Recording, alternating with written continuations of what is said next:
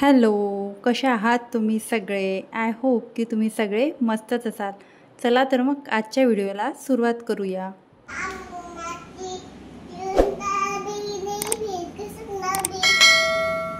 ऐकली का हृदयाची आरती? हृदया आरती करत होती. तिथे मी भांड्याची रॅक ठेवत असते. भांडे सकाळी घासून झाल्यावर म्हणजे ऊन येतं गॅलरीत, तर म्हटलं तिथे उन्हामध्ये छान ड्राय होतात, तर तिथेच देवपूजेचे भांडे पण ठेवते ड्राय करायला. ओले भांडे असेच ठेवण्यापेक्षा तर तिला तिथे भांडे भेटतात आणि ती अशा प्रकारे जे भांडे भेटेल त्याचा खेळ करत राहते. तर ते आरतीचे भांडे भेटले तर ती आरती करत होती. तर आली घरामध्ये, तिचं खेळणं सुरू होतं, तर ती तिकडे खेळत होती. तोपर्यंत म्हटलं चला मी घर तरी आवरून घेते, कारण असेच भांडे कुंडे सगळं घरभर ती पसरून ठेवते. ट्रॉलीमधले भांडे पण आणून ठेवते. तर तिच्यामुळे ना प्रत्येकच गोष्टीमध्ये मला डबल काम करावं लागतं. तर मी म्हटलं आता खेळणे भरून घेते. खेळणे तर काही खेळत नव्हती, सगळे नुसते पसरून ठेवते. आणि जेव्हा पण हे खेळण्याची बास्केट भरून ठेवते तेव्हा तिला लक्ष येते की मला खेळायचं आहे. तर बघा, आता मी जेव्हा खेळणे भरायला सुरुवात केली तर हृदया आली आणि तिने सगळे तिचे खेळणे काढत होती आणि तिचं म्हणणं होतं की भरू नको, असाच पसारा पडून राहू दे. तर असाच मी राहू देते. पण आता मला सगळं झाडून टाकायचं असतं, कारण खाली फ्लोअरवर केस वगैरे असते आणि उन्हाळ्याची धूळ वगैरे पण येत असते. तर त्यामुळे एकदा स्वच्छ झाडून घेतलं तर लहान मुलांना पण छान राहते आणि धूळ वगैरे पण राहत नाही. तर कपडे पण घेऊन आली, सगळे कामं आधी आवरून घेते. सगळा पसारा नीटनेटका ठेवल्यानंतरच मी झाडझूड करायला घेत असते. तर पसारा तर सगळा माझा आवरून झाला होता आणि कपडे पण घेऊन आली, कारण कपडे घडी करायचं खूप काम असतं आणि तिकडे हृदयाचं सुरू होतं ट्रायपॉड हलवायचं काम.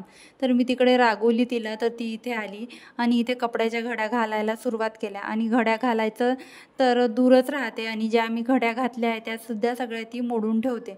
आता जशी जशी मोठी होत आहे तसे तसे तिच्या ॲक्टिव्हिटी वाढल्या आहे आणि तसं तसं ती काही पण उपद्रव करून ठेवते आणि माझं माझं जे काम आहे ते सगळं वाढवायचं काम करते आणि किती रागवणार आहे आणि किती बोलणार आहे. आणि याच्यामुळे आपली पण चिडचिड होत असते आणि दिवसभर पण काम असतात, हे काम करा ते काम करा. आणि हे जे लहान मुलांमुळे आपल्याला करावं लागतं ते म्हणजे एक्स्ट्राचे कामं जास्तच असतात तरी, आणि आपल्याला बोलल्या जातं की काय करते तू दिवसभर, तुला कामच काय असते. असे आपल्याला शब्द जेव्हा ऐकायला येतात आणि असे शब्द आपल्या कानावर पडतात तर खरंच कुठेतरी वाईट वाटतं आणि असं आपलं मन दुखत असतं. तर सगळ्या कपड्यांच्या घड्या घातल्या. तो जो ऑरेंज कलरचा टावेल आहे तो हृदयाचा आहे. बाकी एक सर्वात खालचा तो माझा आहे आणि वरती मिस्टरांचा ठेवते आणि एक टावेल एक्स्ट्राचा असतो. तर इथे या बास्केटमध्ये मी हृदयाचे कपडे ठेवत असते. तर हृदयाचे कपडे घड्या घालून ठेवल्या होत्या, तर तिने सगळ्या घड्या मोडून टाकल्या होत्या.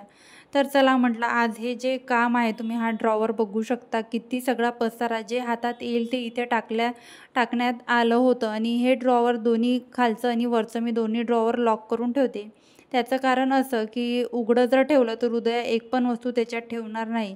आणि औषधीच्या बॉटल वगैरे आहे, तर तिला औषध प्यायला खूप आवडते आणि ती जर औषधची बॉटल घेतली तर पूर्णसुद्धा ॲट ए टाईम पिऊ शकते. तर मी अशा औषधीच्या बॉटल वगैरे अशा लॉक करून ठेवत असते. आणि तिच्याच काही औषधी आहे आणि काही ज्या मला औषधी फेकायच्या होत्या तर त्या सगळ्या मी सगळं बघून घेतलं. आधी ड्रॉवर उघडलं आणि सगळं पुसून घेतलं, कारण बरेच दिवस झाले हे ड्रॉवर बंद होतं.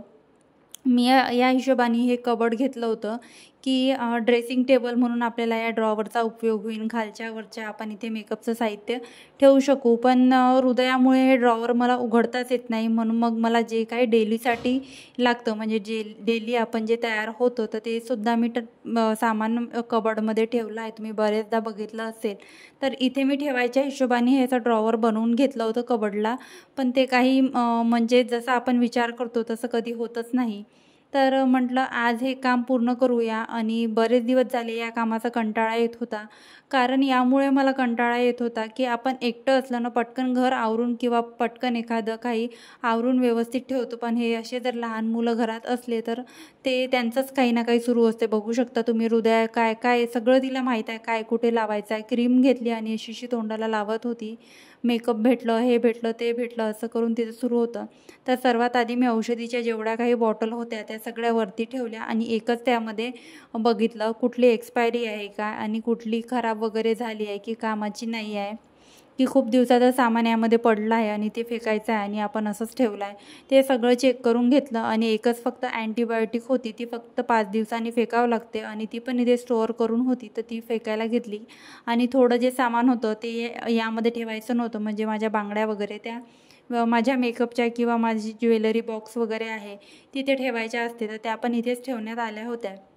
तर त्याच्यामुळे पण खूप जास्त क्लटर्ड आणि मेसी हा जो ड्रॉवर आहे तो झाला होता. तर मग मी काय केलं, जे कामाचं आहे आणि जे मला इथे ठेवायचं नाही, जे फक्त हँडी आहे आणि वेळेवर आपल्याला कधी गरज पडते तेव्हाच मी हे लॉक उघडून याच्यातून त्या वस्तू घेऊ शकेल, औषधी वगैरे सगळं मी इथे ठेवले. एक्स्ट्राचे कंगवे वगैरे सगळं इथे ठेवून घेतलं. फाउंडेशन वगैरे मला जे काही एक्स्ट्राचं वगैरे लागतं ते इथे ठेवलं आणि मग खालचा कप्पा ओपन केला आणि तिथे सगळे आमचे जे डॉक्युमेंट्स आहे ते आणि दवाखान्याच्या किंवा सगळे आपले जे फाईल वगैरे असते ते सगळे मी इथे ठेवून घेत असते. सोबतच काही एक्स्ट्राचं सामान पण या ड्रॉवरमध्ये राहतं.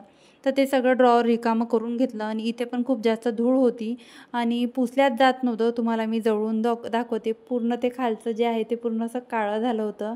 तर ते सुद्धा पुसायला घेतलं, कारण बरीचशी धूळ तिथे आली होती आणि पुसायचं कामच नव्हतं. जेव्हा आपण अशी क्लिनिंग करायला घेतो तेव्हाच आपल्याला दिसते की घर किती खराब झालं आहे आणि किती इथे धूळ आली आहे. तर हे सगळं पुसून झाल्यावर इथे हृदयाला काय सापडलं, तिच्या पप्पांचं जुनं वॉलेट आहे ते सापडलं. ती बघत होती. आज मी हृदयाला व्हिडिओमध्ये दाखवत आहे, कारण तुमच्या कमेंट असतात मग की हृदयाला पण व्हिडिओमध्ये दाखवत जा, म्हणून मी तिला पण दाखवते.